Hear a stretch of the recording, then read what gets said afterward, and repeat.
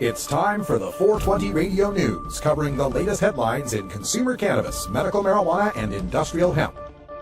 Transcripts of 420 Radio News are available daily on our website at 420radio.org.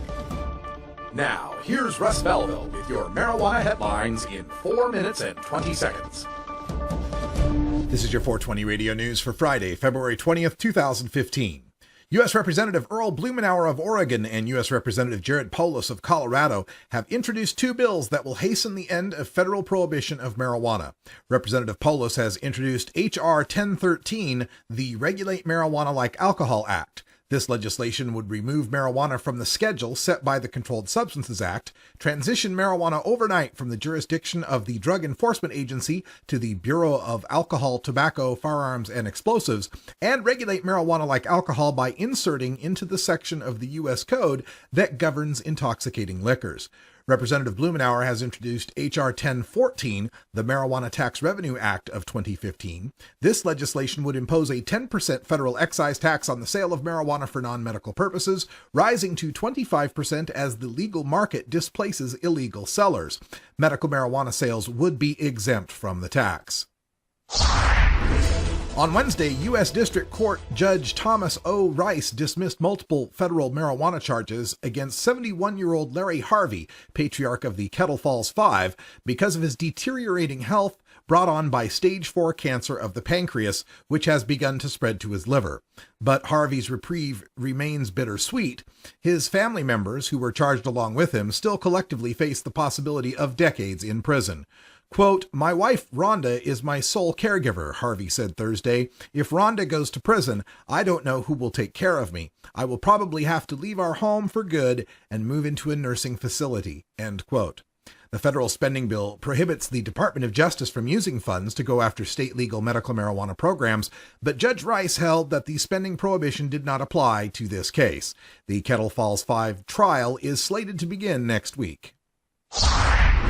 Marijuana Policy Project urged a boycott of the Holiday Inn hotel brand after New Vision Hotels 2 LLC filed a lawsuit claiming that they have already lost business at their Holiday Inn location in Frisco, Colorado due to marijuana legalization.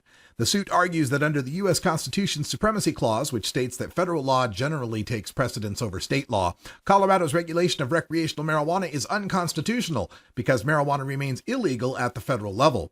On Friday morning, MPP called for the boycott in an email newsletter sent to about 200,000 subscribers, as well as on its Facebook and Twitter pages. MPP also launched a Change.org petition calling on New Vision Hotels 2 to withdraw its lawsuit and urged Holiday Inn's parent company, Intercontinental Hotels Group, to support a withdrawal of the suit. At the time of this show, the petition had already received over 6,000 signatures. The group wanting to legalize marijuana in Ohio, but to limit growing to 10 regulated commercial sites, released a revised plan Wednesday that would allow Ohioans to grow smaller amounts at home. Responsible Ohio wants to legalize marijuana for medical use and for personal use for adults over age 21. The group's plan would limit growing to 10 commercial sites promised to campaign backers, allowing adults over age 21 to apply for licenses to manufacture marijuana edibles and other items and own retail stores. The revised amendment allows adults over age 21 to own up to 4 flowering plants and possess up to 8 ounces of dried marijuana for personal use, as long as they first obtain a home grower's license from a yet-to-be-created commission. A license would cost $50, but all other requirements would be left up to the commission to decide.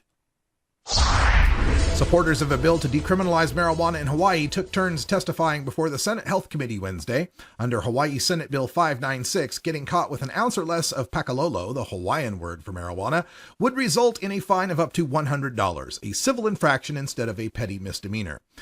Pamela Lichty pointed to her testimony as to how the laws in 19 other states, plus cities and counties, that have decriminalized marijuana have not affected use among either youths or adults, and how polls in Hawaii support it. She's the president of the Drug Policy Action Group.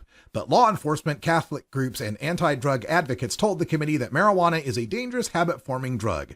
The committee passed the bill after making some amendments.